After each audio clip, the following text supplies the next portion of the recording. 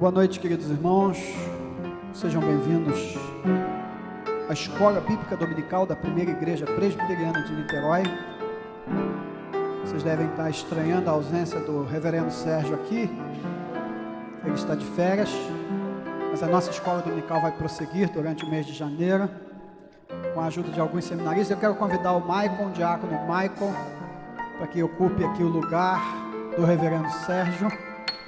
Ele vai trazer neste momento, daqui a pouco, a mensagem através da aula dominical.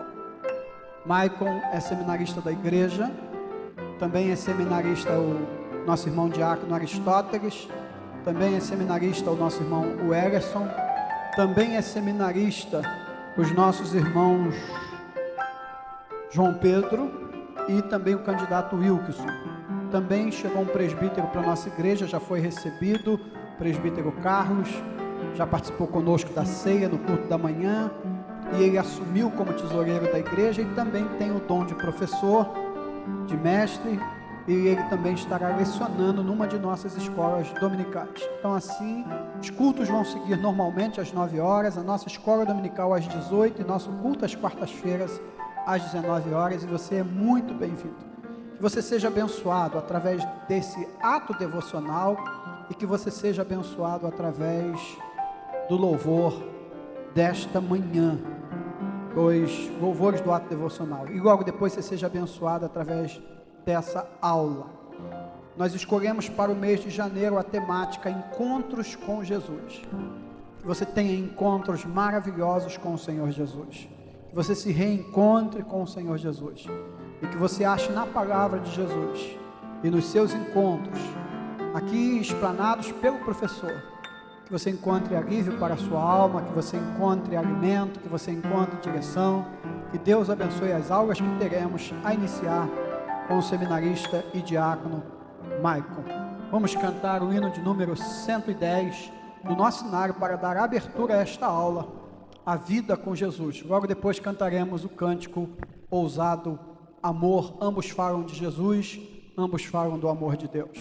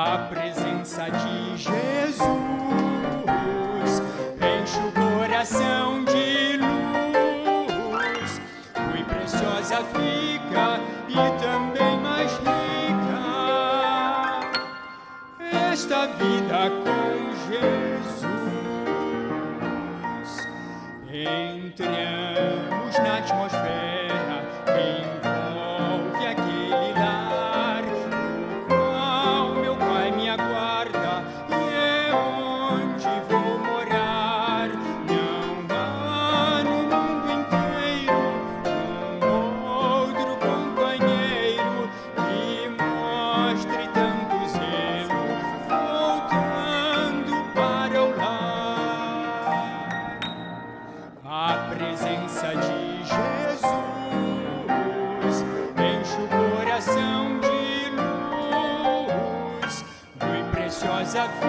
e também mais rica. Esta vida com Jesus.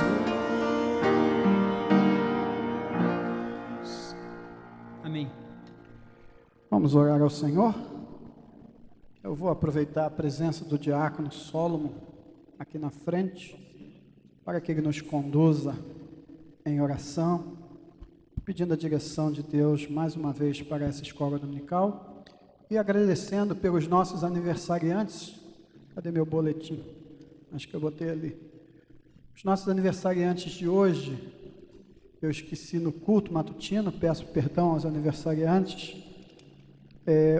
O Heitor, no dia 3, a Glauce, a Zeita no dia 8 e a Juliana Silva e Souza. Então oremos por esses irmãos, a Juliana no dia 9, a Zeita no dia 8, a Glauce e o Heitor. Diácono Solomon nos conduzirá a Deus em oração.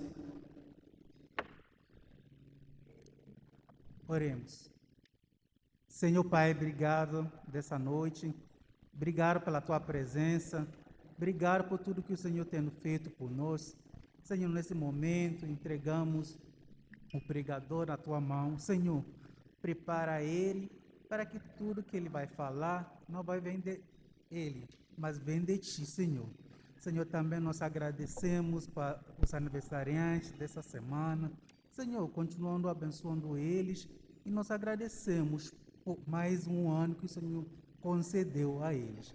Obrigado por tudo, em nome de Jesus oramos. Amém. Amém. As nossas músicas na escola dominical também, assim como os hinos, vão falar de Cristo.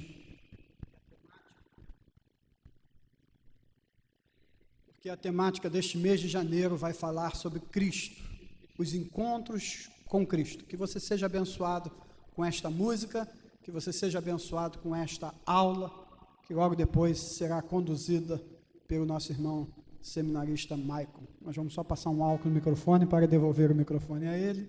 Enquanto isso, nós vamos louvar com o grupo de louvor.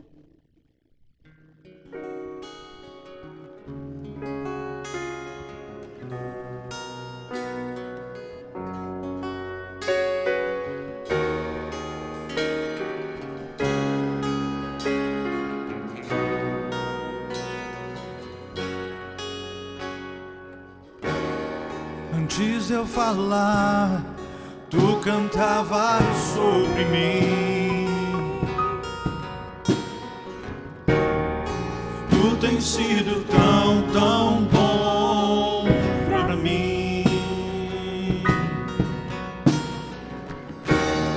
Antes de eu respirar, sopraste tua vida em mim. Tu tens sido tão, tão bom pra mim. Oh, impressionante, infinito, ousado amor de Deus. Oh, que deixas 99 só pra me encontrar. Não posso comprá-lo, nem merecê-lo, mesmo assim se entregou. Oh, impressionante, infinito, ousado amor de Deus.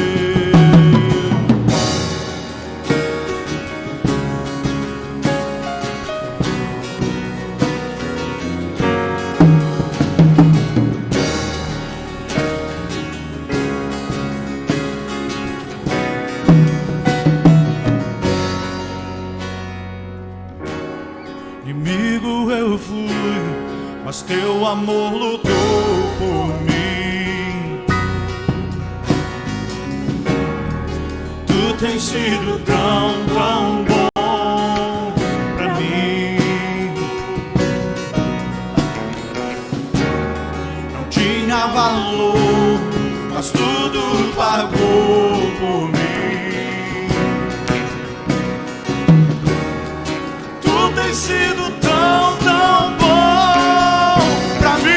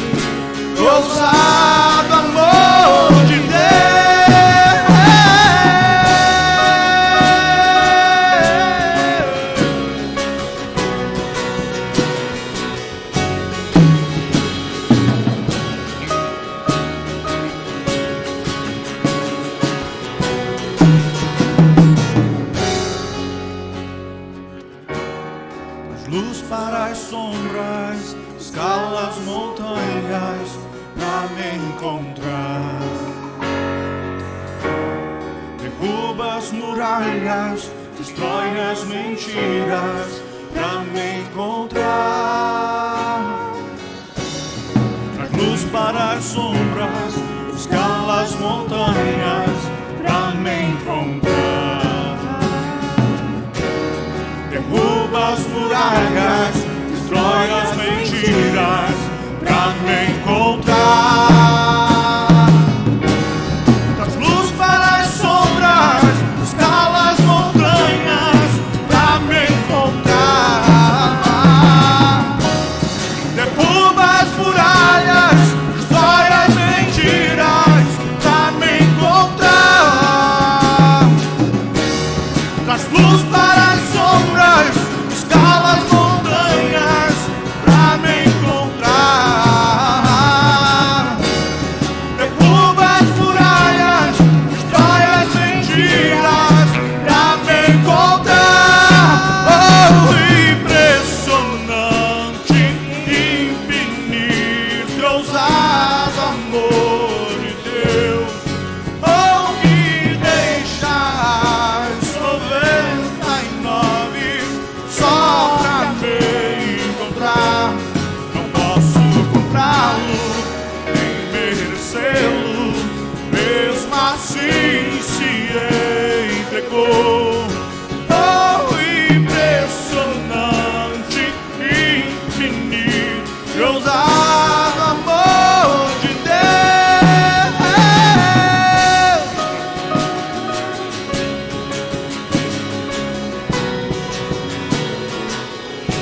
Amor de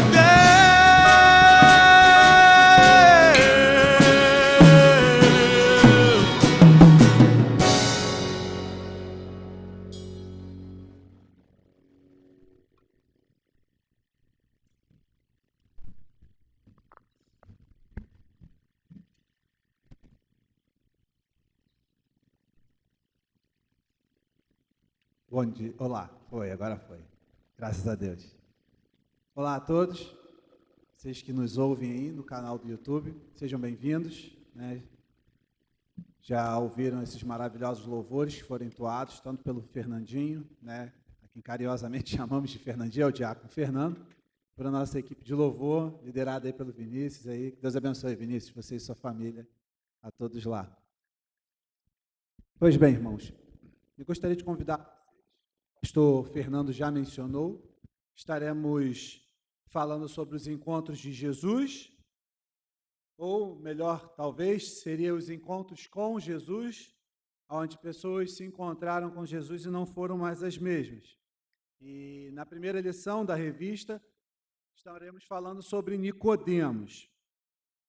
A passagem acerca desse encontro se encontra em João, no capítulo 3, do versículo 1 até o versículo 15. Se você estiver em casa sentado de frente para a televisão ou para o seu celular e puder abrir a sua Bíblia, João capítulo 3, versículo de 1 a 15, até porque nós vamos discorrer baseado sempre neste texto e não vamos nos locomover para outro texto.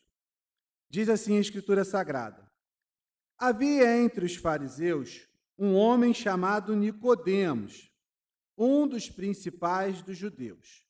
Este, de noite, foi ter com Jesus e lhe disse: Rabi, sabemos que és mestre vindo da parte de Deus, porque ninguém pode fazer estes sinais que tu fazes se Deus não estiver com ele. A isto respondeu Jesus: em verdade te digo que, se alguém não nascer de novo, não pode ver o reino de Deus. Perguntou-lhe Nicodemos: como pode um homem nascer sendo velho? Pode, porventura, voltar ao ventre materno e nascer segunda vez? Respondeu Jesus: em verdade te digo, quem não nascer da água e do Espírito não pode entrar no reino de Deus. O que é nascido da carne é carne, o que é nascido do Espírito é Espírito. Não te admires de eu te dizer, importa-vos nascer de novo. O vento sopra onde quer, ouves a sua voz, mas não sabe de onde vem, nem para onde vai. Assim é todo o que é nascido do Espírito. Então lhe perguntou Nicodemos: como pode suceder isto? Acudiu Jesus: tu és mestre em Israel e não compreende estas coisas? Em verdade te digo que nós dizemos o que sabemos e testificamos o que temos visto. Contudo, não aceitais o nosso testemunho. Se, tratando de coisas terrenas, não me credes, como crereis se vos falar das celestiais? Ora, ninguém subiu ao céu, senão aquele que de lá desceu, a saber, o Filho do Homem, que está no céu. E do modo por que Moisés levantou a serpente no deserto, assim importa que o Filho do Homem seja levantado, para que todo aquele que nele crê tenha a vida eterna. Eu gostaria de convidar você a orar comigo uma vez mais, por favor. Querido Deus e eterno Pai, te agradecemos, Senhor, por tudo que o Senhor tem feito em nossas vidas.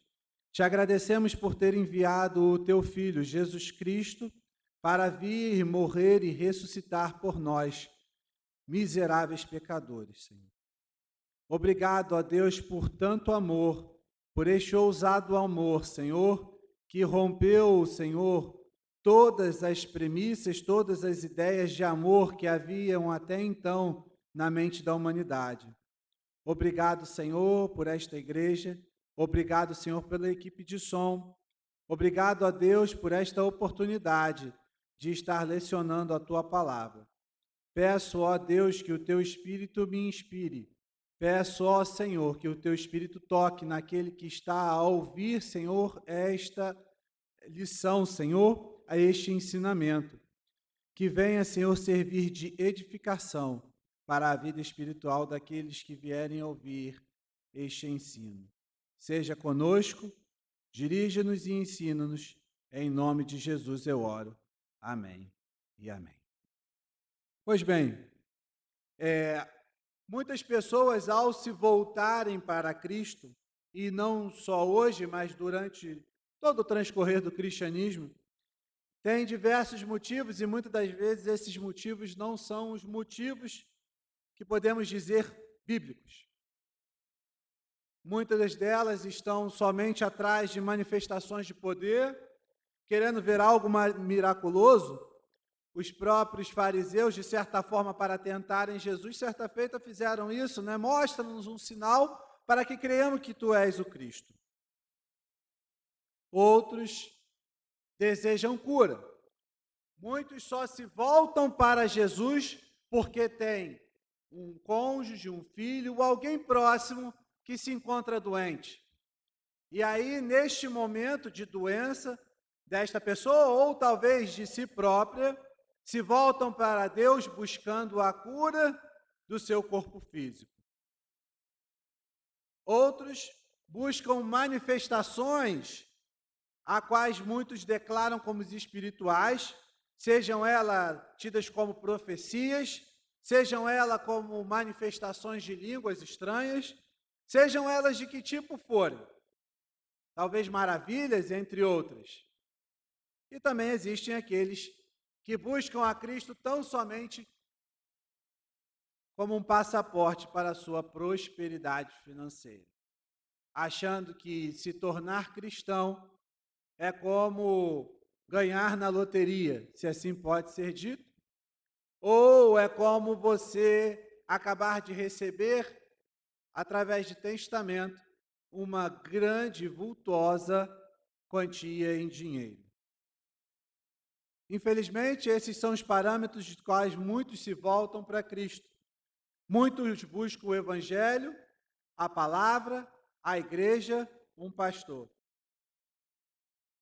Se você atentar bem, todos esses parâmetros estão envolvendo o mundo material. Nenhum deles fala da questão espiritual, nenhum deles fala do concernente ao interior do homem, mas apenas e no máximo buscam satisfazer desejos que, uma vez satisfeitos, darão lugar a outros desejos e talvez assim se frustrem com o Evangelho. Vemos no encontro de Jesus com Nicodemos, que inicialmente, ao que parece, Nicodemos foi atraído pelos sinais que Jesus fazia. E por isso foi até Jesus para querer buscar respostas, talvez para o seu coração, que se encontrava vazio, apesar de toda a religiosidade, apesar de ser um fariseu, apesar de ser aquilo que o texto declara aqui. Nós vamos discorrer um pouco sobre o texto. Você com a sua Bíblia aberta, por favor, mantenha. Vamos lá. João capítulo 3, versículo 1, apenas a primeira parte. Havia entre os fariseus um homem chamado Nicodemos. Então, em primeiro lugar, precisamos entender esta declaração de fariseu. Talvez você esteja aí há muitos anos na igreja evangélica e até saiba de cor as divisões político e religiosas que ocorriam no tempo de Jesus. Mas para você que está assistindo e que é novo na fé, vou discorrer para que você possa entender. No tempo de Jesus, haviam por volta de 5 grupos religiosos e políticos, 5 partidos. Hoje nós temos vários partidos políticos no Brasil, mas no tempo de Jesus haviam 5. O primeiro deles que eu gostaria de destacar é o grupo dos saduceus.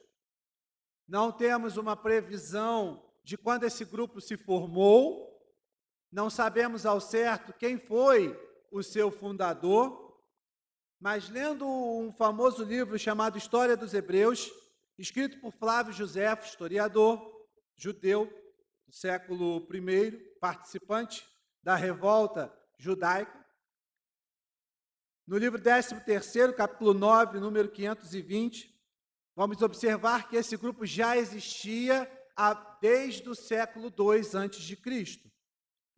E tomando com base essa mesma literatura, vamos perceber que no livro 18º desta mesma obra, no capítulo 2, você vai ver no número 760, uma descrição sobre os saduceus. Esse grupo era um grupo tremendamente materialista. Era um grupo contrário às doutrinas do fariseu Nicodemos. Criam que com a morte do corpo a alma morria. Eram em pequeno número, composto por pessoas de ótima condição financeira.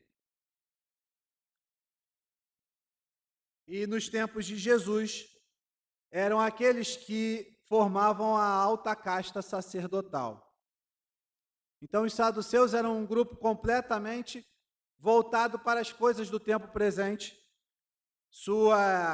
Seu conhecimento, reconhecimento da lei do Senhor estava voltado tão somente para a Torá, ou, se você preferir, o Pentateuco, ou Gênesis, Êxodo, Levítico, Número e Deuteronômio.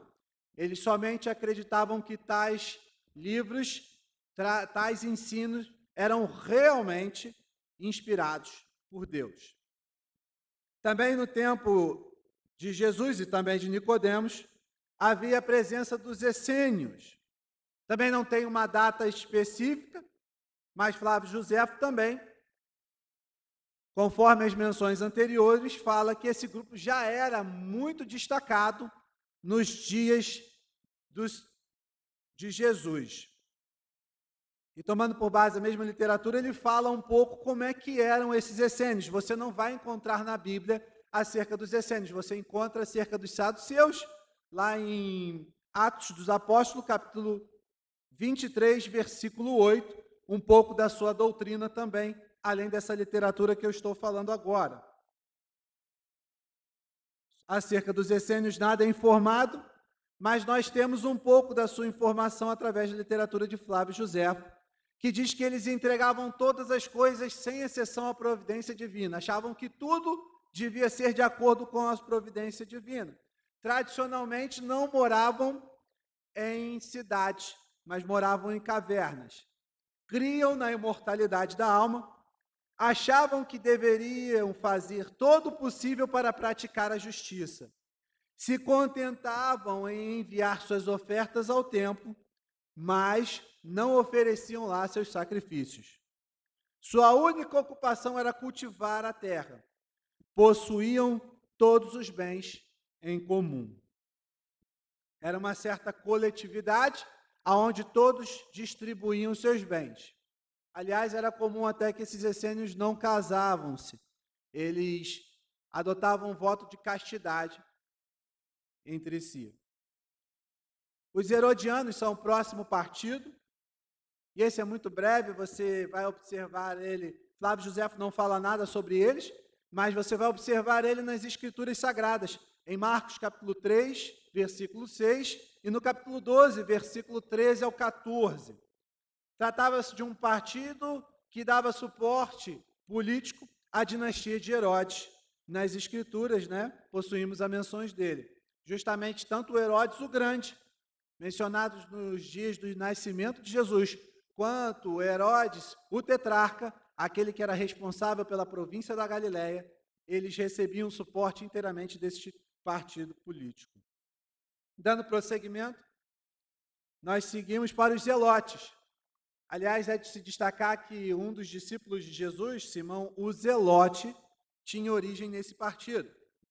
Esse partido foi formado por volta do ano 6º antes de Cristo, mais ou menos ali bem próximo da virada entre antes e depois de Cristo, por um homem chamado Judas o Galileu, da cidade de Gamala, tomando por base também o mesmo livro de Flávio Josefo, alegando, juntamente com um fariseu chamado Sadoc, ele alegava que aquele censo, aquele mesmo censo que é mencionado nas Escrituras Sagradas, era algo como imposto pelo imperador romano Augusto para tornar todos os judeus escravos dos romanos. Esse censo você vai observar em Lucas capítulo 2, versículo 1. Com isso ele vai gerar um levante armado, uma guerra civil. É muito provável que esse Judas é o mesmo que Gamaliel menciona em seu discurso perante o Sinédrio em Atos 5, versículo 37. Todas as crenças acerca deste grupo dos zelotes eram muito semelhantes à dos fariseus, até porque, juntamente com Judas Sadoc, que era um dos seus fundadores, era fariseu. E a diferença tão somente é que eles somente adotavam como o Senhor Deus é o único rei. A ideia de uma teocracia. E por fim, e propositalmente eu deixei por último, para dar destaque maior, a figura do partido dos fariseus. Também é um grupo que não tem uma datação certa da sua fundação, mas que desde o século II a.C. já tinha sua representação no cenário histórico através da obra do Flávio Josefo, desde a revolta dos Macabeus. Com base no mesmo livro de Flávio Josefo, nós vamos observar que, em primeiro lugar, eles tinham um grande apoio popular. Ele era um grupo muito apegado às virtudes, e com isso ganhava grande admiração da população. Era um grupo minoritário na Câmara Legislativa dos judeus, mas tinha uma característica que até mesmo o próprio Flávio Josefo destaca isso, as Escrituras destacam isso, mas eu preferi pegar essa observação de Flávio Josefo, sendo ele não cristão a princípio. Eles se apegavam obstinadamente ao que se convenciam que era a realidade, que era a verdade absoluta, que era a verdade até mesmo divina. E a isso se abraçavam. Então, quando eles viam uma verdade, quando eles viam um entendimento, eles geravam a tradição, e quando vinha essa tradição, eles se agarravam a isso com tamanha força, com tamanha avidez, que tornavam isso, muitas das vezes, algo de igual forma, como uma ordenança divina. Isso é importante você entender isso, porque assim você entende o porquê de muitas das vezes eles fazerem observações às quais Cristo vai fazer duras reprimendas. Uma delas estava quando os discípulos estavam com fome, no Evangelho de Lucas, no capítulo 6, versículo 1 ao 2, os discípulos estavam com fome e estavam passando por uma seara. Então eles passam na seara, pegam um pouco do trigo e trilham com as mãos para poderem comer, afinal estavam com fome. E os fariseus duramente criticam isso, porque eles estavam fazendo isso num dia de sábado. E Jesus traz essa crítica justamente porque eles estavam com fome e precisavam comer. Também os próprios fariseus trazem críticas por uma questão de lavar as mãos, por uma questão de purificação cerimonial. Você identifica isso na passagem de Mateus capítulo 5, versículo 1 e 2. Há críticas que os fariseus fazem porque os discípulos foram comer sem antes lavar a mão. É claro que lavar a mão é uma questão de limpeza, é uma questão de higiene, que você deve lavar a mão, ainda mais agora, com essa situação que a gente se encontra de Covid. Né? Sempre que puder, lave as suas mãos, para manter a higiene. Mas, na ocasião, os fariseus achavam isso até algo pecaminoso. E por isso Jesus faz a crítica a eles, porque por causa dessa questão detalhada e achando que algo simples gerava o pecado junto ao homem.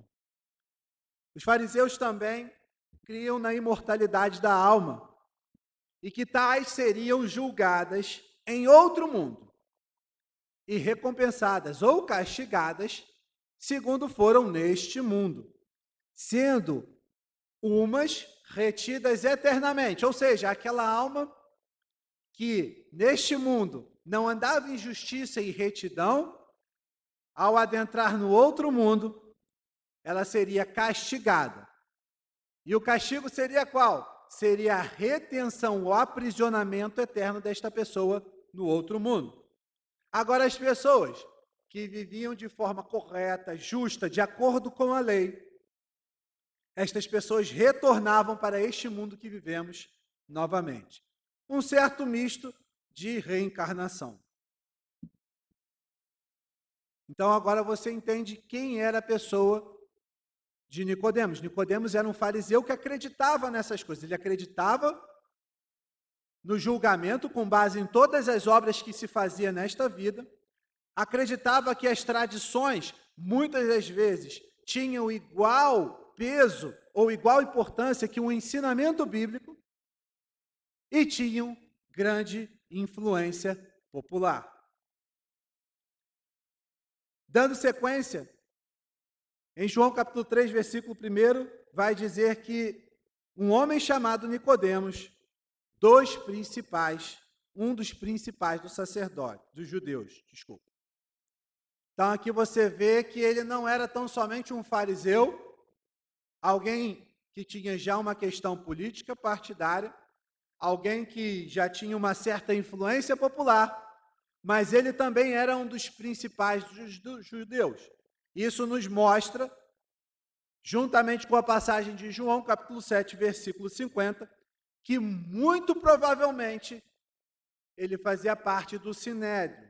E aí você pode se perguntar, o que é o Sinédrio? Talvez você já tenha lido os evangelhos, passado por essa passagem, e se perguntado Sinédrio, e você viu, não entendeu e passou reto. Pois bem, Sinédrio era como se fosse uma câmara legislativa que legislava tanto sobre a região romana da Judéia quanto a região romana da Galileia. Os romanos davam uma certa autoridade, não somente para eles legislarem sobre esses territórios, mas para que o Sinédrio legislasse sobre todos os judeus que estavam dentro, que eram abarcados pelo Império Romano, estivessem eles em outras cidades gentílicas ou estivessem eles dentro dos domínios dos próprios judeus. Eles tinham uma certa limitação de poder. Uma dessas limitações vocês vão observar em João capítulo 18, versículo 30 ao 32, que é justamente a limitação de impor uma pena de morte a qualquer pessoa, fosse ela cidadão romano ou não. Essa Câmara Legislativa, ela era composta por 71 membros. Não temos uma referência de onde saíram esses 71 membros, mas possivelmente deve ter sido composta com base em Números capítulo 11, versículo 16, aonde Deus fala para Moisés para que ele escolhesse 70 homens para poder auxiliar na condução do povo israelita durante a peregrinação até a chegada a Canaã. Dando prosseguimento ao nosso estudo da passagem, vemos que em João capítulo 3, versículo 2, este de noite foi ter com Jesus. Bom, eu já vi muitas coisas acerca sobre esse encontro de noite com Jesus, né? Era muito comum, até quando era criança, dizer que Nicodemos ficou com medo dos outros judeus e foi se encontrar com Jesus à noite. É muito complicado dizer isso porque até então o próprio evangelista não faz nenhuma observação, nem sequer do horário em si, já que a noite ela era dividida em vigílias, não como nós dividimos hoje, 23, 24 horas, 3 horas da manhã, 1 hora da manhã, mas até então o evangelista aqui somente faz essa referência. As possibilidades porque Nicodemos foi se encontrar à noite com Jesus, várias. Uma já falei, para não ser visto por outros membros do seu partido, ou até mesmo do Sinédrio. Vale ressaltar que se você voltar um pouquinho, talvez nessa mesma página que você está na Bíblia, no capítulo 2, no versículo 13, até o versículo 22, você vai ver que Jesus faz alguma coisa que não vai atrair um ar de felicidade para aqueles que compunham o Sinédrio ou que faziam parte do núcleo religioso, da casta religiosa, né, de Jerusalém. Jesus expulsa todo mundo de lá que vendia as coisas.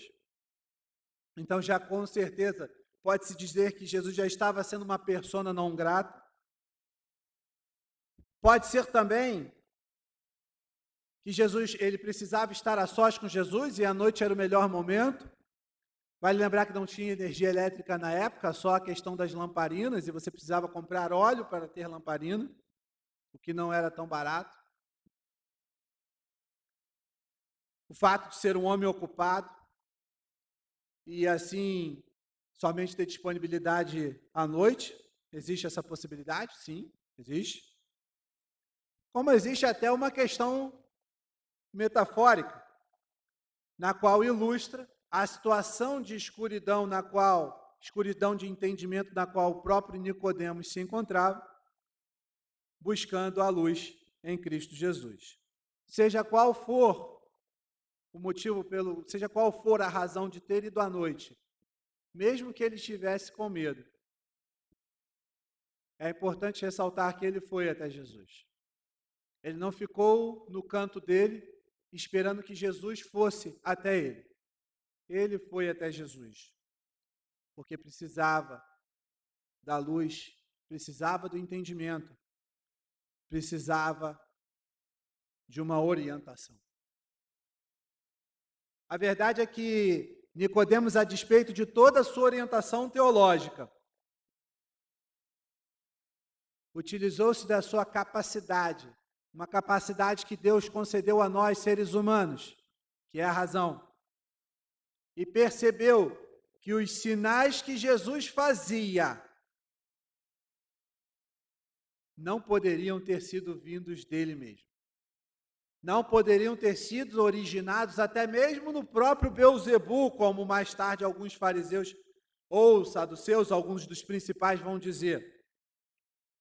E com base nisso, ele vai dizer, voltando ao versículo 2, Rabi, sabemos que és mestre vindo da parte de Deus, porque ninguém pode fazer estes sinais que tu fazes, se Deus não estiver com ele.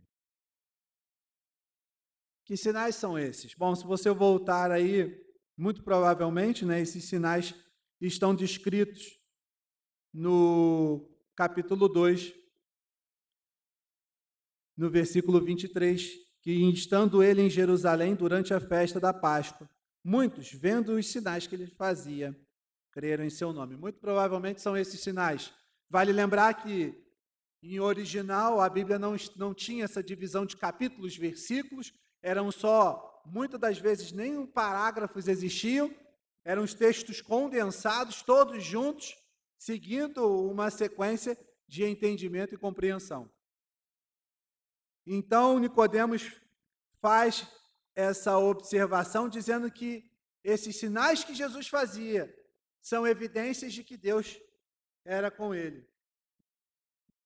E é interessante porque Nicodemos fala que és mestre vindo da parte de Deus. E é isso mesmo, é isso que o texto diz, e o termo grego no original quer dizer. É como se Cristo estivesse saindo de Deus, Jesus estivesse saído de Deus e vindo até a terra para fazer este ensinamento, para proceder com esses sinais. É claro que aqui não está dizendo que ele era o Cristo como se fosse um Deus, mas um reconhecimento claro de, no mínimo, como um profeta enviado por Deus a Jerusalém. E essa crença ela é bem ressaltada quando o próprio Nicodemos vai dizer Rabi, um termo original hebraico para mestre. A despeito disso e do enfrentamento de Jesus no templo acerca de Jesus.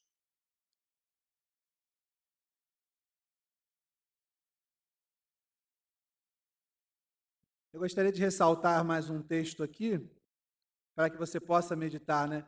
O Nicodemos, apesar de todo o seu conhecimento teológico, ele vai até Jesus. E vale lembrar que Jesus era galileu. E por ser galileu e, além disso, ter baixa condição financeira, Jesus com certeza não teve todo o aparato teológico, toda a condição acadêmica que um Nicodemos teve. Mas Nicodemos vai até Jesus. Talvez dando prosseguimento àquilo que está em Jeremias, capítulo 29, versículo 13, que diz, buscar-me-eis e me achareis, quando me buscares com todo o vosso coração.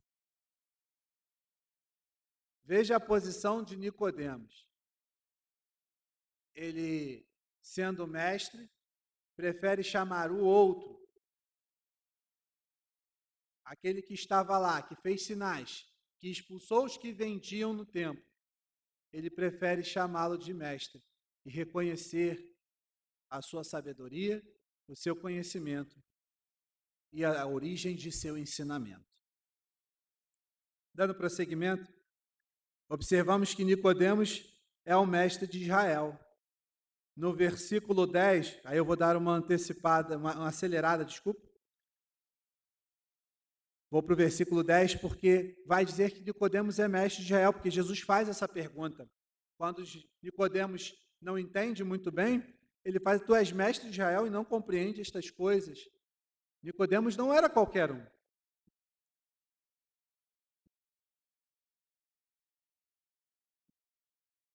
Ele era alguém com muito conhecimento, ele era alguém que com certeza sabia a Bíblia de cor.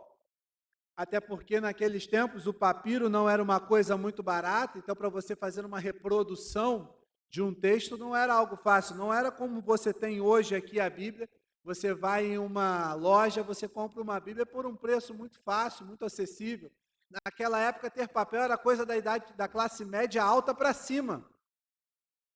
Precisava de uma grande quantidade de dinheiro para você poder ter algumas folhas de papel para você poder escrever.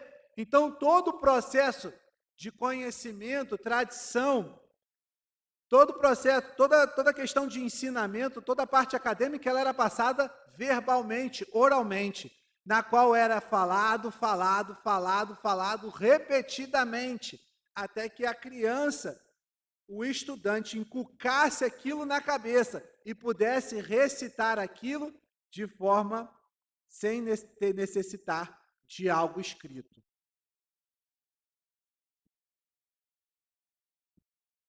Depois dessa formalidade de Jesus, no capítulo 1, no versículo 1, no versículo 2, é engraçado porque Jesus não pergunta se Nicodemos estava bem, Jesus não pergunta por que Nicodemos foi lá, Jesus não fala nada sobre a família de Nicodemos, Jesus parece que vai direto ao ponto. É como se ele tivesse um dedo e fosse direto na alma de Nicodemos. Porque Jesus conhecia Nicodemos por dentro, assim como conhece a mim e a você.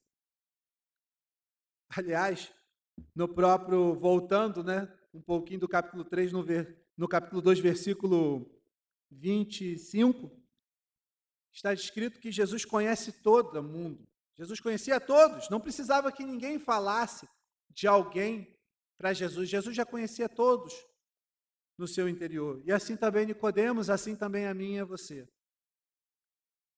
Assim como foi com a mulher de Sicar, no capítulo 4, assim como um cego de nascença, no capítulo 9, entre outros. Jesus conhece. Jesus sabe. E Nicodemos não era diferente?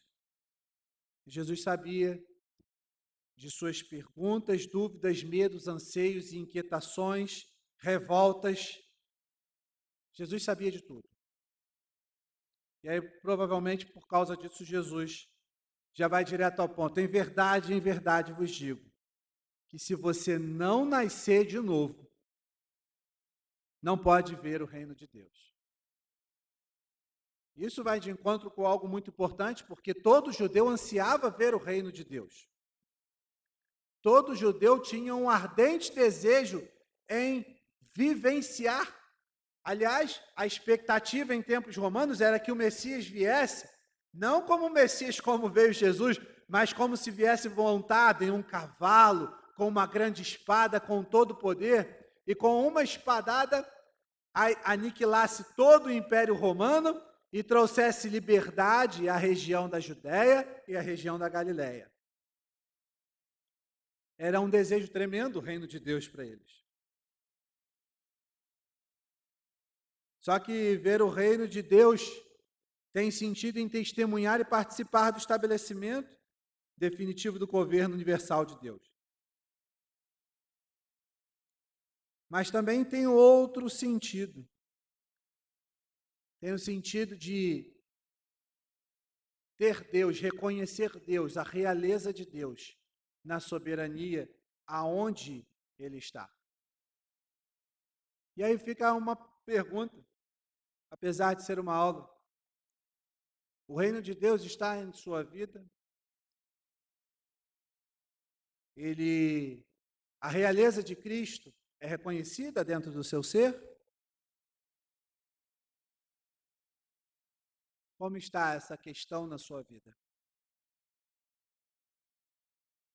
Nicodemos fica com dúvida, até porque nascer de novo era algo fácil para quem era prosélito, mas para ele que foi nascido, judeu de judeus, como disse Paulo, segundo a lei fariseu, componente do Sinédrio,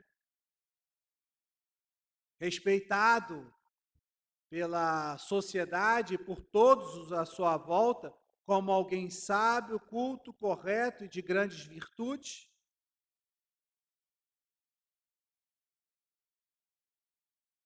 Aí Jesus parece que vai dar mais um nó na cabeça de Nicodemos. Em João capítulo 3, versículo 5, vai dizer: quem não nascer da água e do Espírito não pode entrar no reino de Deus. Jesus não está falando nada de novo acerca do reino de Deus. O que ele está, tanto entrar como ver, é a mesma coisa. É participar, é vivenciar, é testemunhar. é estar inserido dentro deste reino.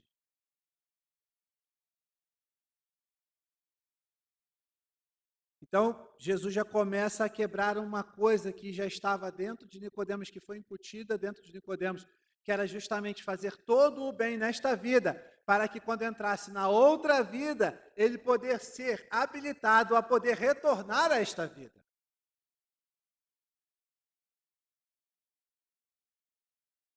Mas Jesus mostra que não é bem assim, Nicodemos. A natureza humana, ela não é nada. Você precisa nascer da água e do Espírito. Não do Espírito com letra minúscula, mas do Espírito com letra maiúscula, o Espírito de Deus. Você precisa da obra do Espírito. Assim, Jesus traz, de certa forma, uma verdade bíblica já desde Ezequiel, no capítulo 36, versículo 25 e 26. Lembrando que o capítulo depois do 36 é o famoso capítulo 37 dos vales de ossos secos. No contexto, Deus, inspirando Ezequiel, vai dizer: aspergirei água pura sobre vós, e ficareis purificados, limpos, aptos para poderem adentrar na presença de Deus, para poderem se relacionar com Deus. A questão da purificação era muito importante na mente judaica. E dando sequência mais um pouco, vai dizer: dar-vos-ei um novo coração. Observe, não é a pessoa que vai gerar em si um novo coração, mas é Deus que vai conceder um novo coração. E eu porei dentro de vós um espírito novo. Observe que tudo está na dependência de Deus. Todo o processo, Jesus está dizendo para Nicodemos, todo o processo de salvação, todo o processo de entrada, de participação, de testemunho, está na dependência de Deus. Está de acordo com a sua soberania. Com isso, Jesus tira das mãos de Nicodemos todo o controle sobre o processo de sua própria salvação. Ele deixa Nicodemos, de certa forma, sem chão. Afinal, ele precisava fazer coisas boas nesta vida, para quando fosse julgado na próxima, passar no exame e poder voltar para essa vida. E é engraçado porque muitas das vezes até hoje a gente acha isso, até mesmo dentro da igreja. Muitas pessoas que vêm à igreja, ouvem palavras, ouvem pregações, acham que o fato de vir à igreja, o fato de participar da igreja, o fato de fazer alguma atividade na igreja, seja tocando, seja falando, seja pregando, seja orando, seja atuando em som, seja qual for a atividade, limpeza, zeladoria, ser diácono, ser presbítero, seja qual for a atividade, já mostra que ela está salva. Fazendo isso, ela está salva. Mas não é isso que Jesus diz. Se você acha, se em algum momento em sua mente está este ensinamento, esta doutrina de que fazer o bem vai lhe tornar aceitável perante Deus, eu vou lhe recomendar na aula de hoje, pode deletar, passa a borracha nessa doutrina na sua mente. Não é ser bonzinho que vai te conceder a entrada no reino. Esta é uma obra de soberania de Deus. Esta é uma obra que só Deus pode fazer na vida do homem. Querer fazer alguma coisa para tentar agradar a Deus, eu vou ser muito sincero com você, eu sugiro que você tente subir as cataratas de Foz do Iguaçu de baixo para cima só com a corda, vai ser bem mais fácil do que você tentar com seus atos de justiça angariar a sua salvação. Jesus não para por aí, ele vai seguindo no versículo 6, dizendo: o que é nascido da carne é carne. O que é nascido do Espírito, e é interessante porque ele primeiro traz o Espírito com letra maiúscula, e depois vem o Espírito com letra minúscula, ou seja, é necessário a intervenção do Espírito Santo para que o homem venha nascer do Espírito. Nascer da carne qualquer nasce. Todos que estamos aqui, você que está me ouvindo, você nasceu da carne. Foi um corpo de carne que te gerou. Agora, nascer do Espírito. É necessária a intervenção do Espírito Santo de Deus. Como o próprio Jesus disse, se não me falha a memória, em João capítulo 16, quando ele disse que enviaria o seu Espírito para convencer o homem do pecado, da justiça e do juízo. Eu falei de Ezequiel 36, já que estava no 36, não precisa abrir sua Bíblia, porque muitos conhecem essa passagem, a passagem de Ezequiel 37. Observem bem que em Ezequiel 37, Deus começa a falar com Ezequiel, e talvez Ezequiel não tinha tanta fé, mas Deus pergunta, poderão esses ossos viver? E Ezequiel, bom, o Senhor sabe, tu sabes. E durante todo o processo, todo o decorrer do capítulo 37, você percebe que primeiro é formado o corpo, os ossos se juntam, em seguida nascem-se os músculos, que também são gerados dentro de si os órgãos, e por fim é revestido com a pele. O exército está lá, pronto.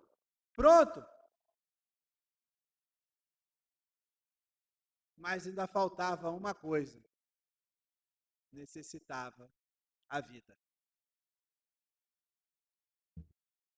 E na hora de profetizar, o Ezequiel vai usar um termo que o próprio Jesus utiliza aqui. Vento do Espírito. Ele vai usar a terminologia vento. A metáfora do vento. E é o que Jesus faz justamente para Nicodemos. O vento sopra aonde quer. No versículo 8. Ouves a sua voz, mas não sabe de onde vem, nem para onde vai. Assim é todo aquele que é nascido do Espírito. Não sabe de onde vem, não sabe para onde vai, e aqui está falando de uma força que não pode ser controlada pelo homem. Desculpa aí, não dá para ser estocada, não dá para ser guardada, não dá para você retardar a atuação do vento, você não pode retardar ele de forma que você segura o vento em determinado momento para depois liberá-lo. O máximo que você consegue fazer com o vento é torcer para que ele venha nas indústrias eólicas, de energia eólica, e redirecioná-lo. Fora isso, você não consegue, você não tem controle nenhum. Desta mesma forma, não está no controle do homem a sua salvação. Eu já li o versículo 10, mas vou ler de novo, porque eu quero ler em conjunto o 10 e o 12. Tu és mestre de Israel e não compreende essas coisas. Se tratando das coisas terrenas não me credes, como crereis se vos falar das celestiais? Aqui vemos a dificuldade de mesmo um homem como Nicodemos, que ouvia as Escrituras desde criança, não só o Pentateuco, mas toda a Bíblia hebraica, que é o Velho Testamento. Compreender verdades apresentadas por Jesus, ele tinha essa dificuldade. E aí nos traz uma grande lição acerca de que o pecador está em estado totalmente depravado. Todo homem está em estado totalmente depravado. O seu conhecimento, o seu entendimento está contaminado pelo câncer do pecado. As escamas do pecado estão sobre os seus olhos. Ele não consegue ver nem entender qualquer ensinamento de Deus. Por isso não consegue se voltar pelos seus próprios esforços. Por isso não consegue compreender e entender as verdades de Deus.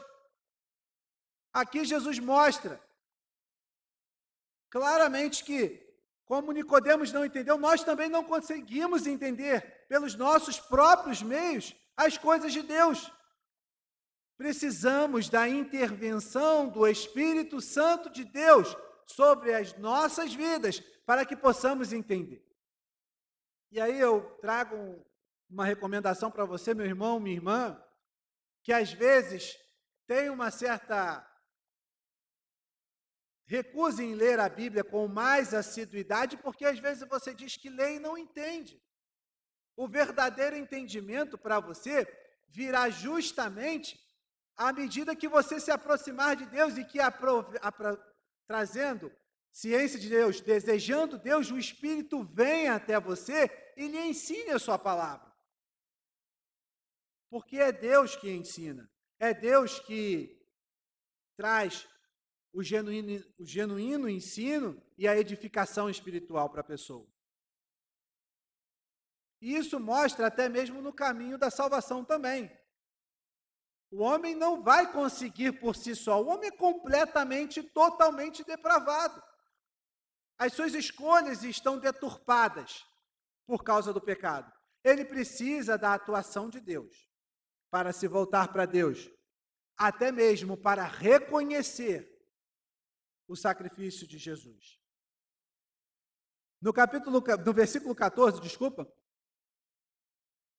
Jesus segue evocando uma história muito conhecida de Nicodemos. Agora Jesus vai falar em algo que com certeza Nicodemos sabia de cor e salteado, que é a história da serpente que Moisés erigiu no deserto. Está escrito lá, de modo que porque Moisés levantou. É interessante porque, e de modo porque Moisés levantou a serpente no deserto. Talvez você não conheça ou não lembre essa passagem, mas em número 21, o povo já estava murmurando mais uma vez. E durante essa murmuração, como castigo, Deus começou a mandar dentro do arraial, permitir que adentrasse no arraial serpentes ardentes do deserto. Ocorria que todo aquele que era picado por essa serpente, ele via óbito, ou entrava em uma constante aflição. Então o povo começou a clamar e a pedir misericórdia, e foram até Moisés, suplicando para que Moisés intervisse na situação. Então Deus orienta Moisés a, através de um metal, erigir uma serpente e colocá-la no arraial para que todo aquele que houvesse sido picado pela serpente e estivesse em condição de morte, ao olhar para aquela serpente, fosse curado.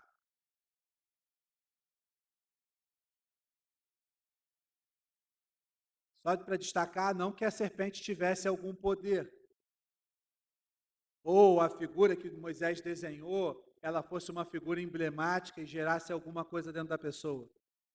Mas tratava-se de um ato de graça de Deus para o povo israelita. E Jesus fala, por que Moisés levantou a serpente no deserto? Porque para dar vida, para trazer a vida de volta ao ser humano. Por quê? Isso é similar a Jesus? Porque Jesus foi levantado para dar vida para mim e para você, para todo aquele que nele crê, não pereça, mas tenha vida eterna. Jesus está aqui neste momento, mostrando a Nicodemos que um ato de graça no passado era já um simbolismo de um ato de graça maior, mais amplo, duradouro, para a vida de todo aquele que nele crê.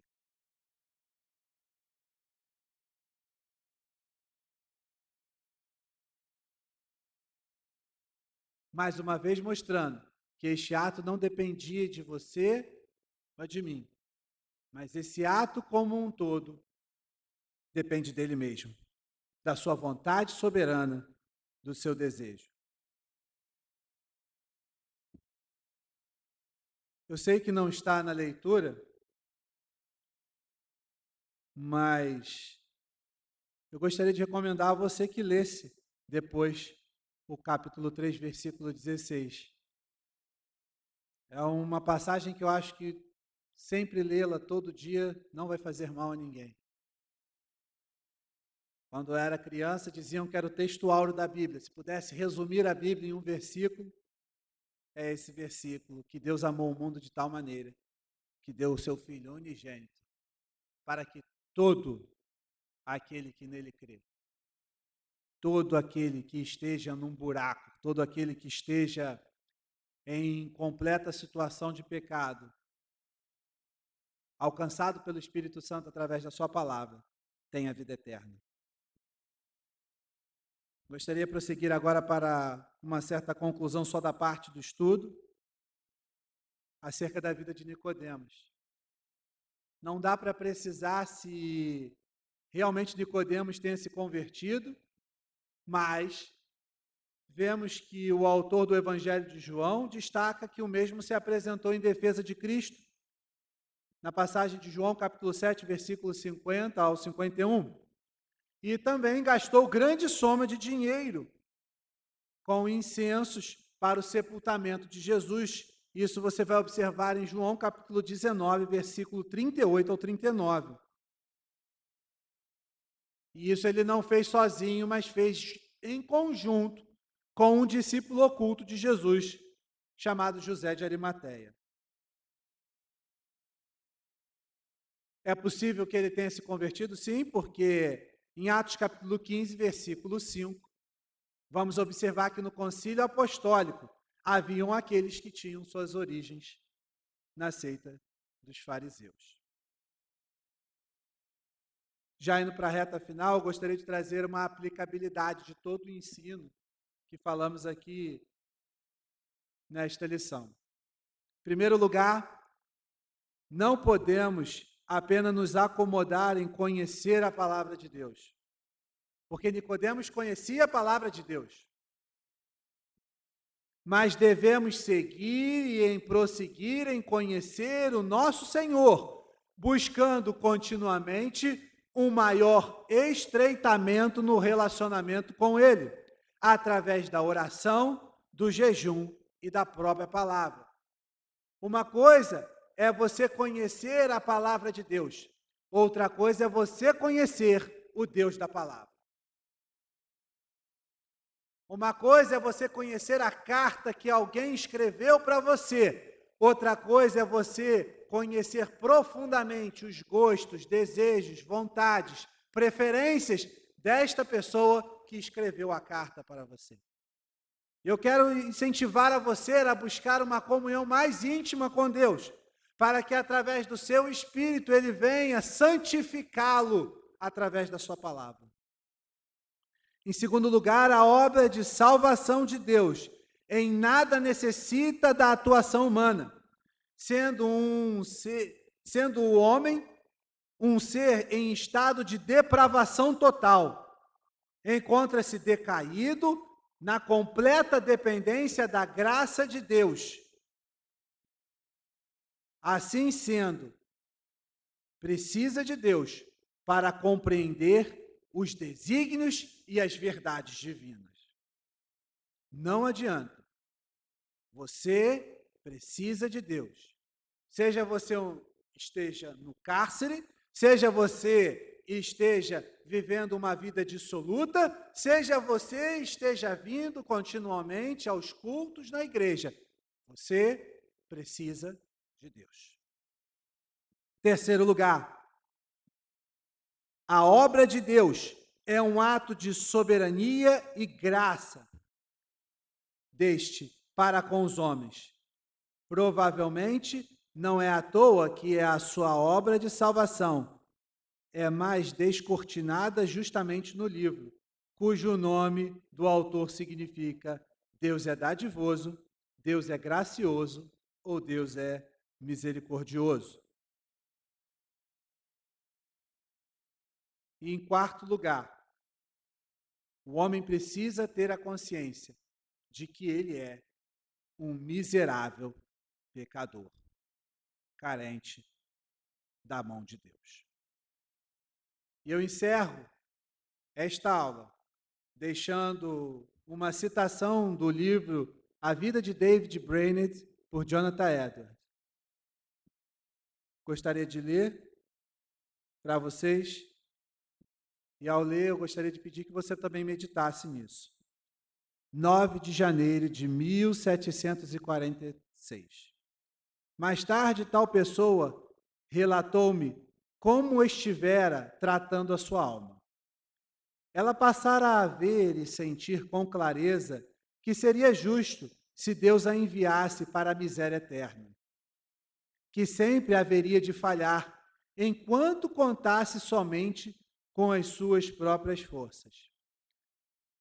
Antes, costumava tentar uma barganha com Cristo, entregar-lhe o seu coração para que pudesse receber a vida eterna.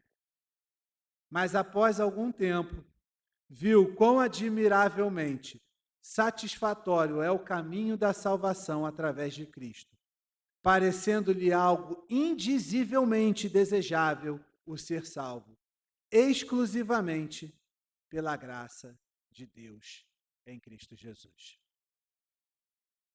Que essa meditação seja algo que venha permear o seu coração, que esta aula possa ter acrescentado não só no seu entendimento, mas também em seu coração. Gostaria de convidar para orarmos, para encerrarmos esta escola dominical. Querido Deus e eterno Pai, agradecemos-te, ó Deus, por essa oportunidade que o Senhor nos concedeu. Obrigado, ó Deus, por podermos falar acerca da obra do Teu Filho e a obra do Teu amor para conosco. Seja com todos aqueles que estão ao alcance, Senhor, deste vídeo. Abençoe suas vidas, seus lares, suas famílias.